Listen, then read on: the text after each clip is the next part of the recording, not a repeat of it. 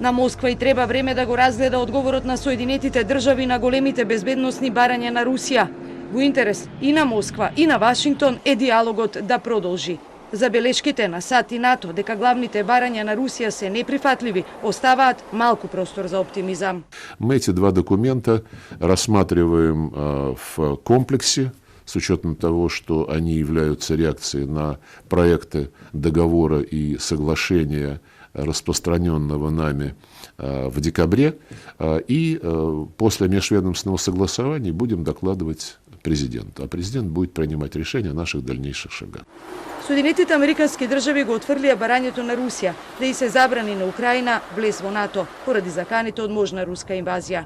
Украина го поздрави ставот на САД и НАТО да не прават отстапки кон Русија среде дипломатски обиди да се намалат тензиите и заканите за војна, но земјата сепак е оставена сама на себе, сметаат аналитичарите. I must say that in my view, Ukraine has nothing to worry about in these negotiations, and the West remains consolidated in its response toward Russian demands.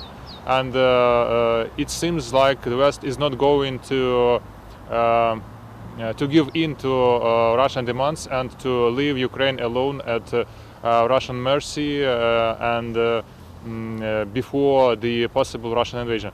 За европскиот мир не може да се преговара, децидна денеска шефицата на германската дипломатија Анела Бирбок, која потенцираше дека се подготвува остар пакет санкции за Русија, вклучително и запирање на Северен тек 2. Додека Германија отстапи од испраќање вооружување на Украина, француската министерка за одбрана Флоренс Парли денеска за време на посетата на Романија разговараше за испраќање оружје и трупи во оваа соседна држава на Украина. Кремљ пак објави дека Путин ја прифатил поканата на Ердоган наскоро да ја посети Турција, земја членка на НАТО.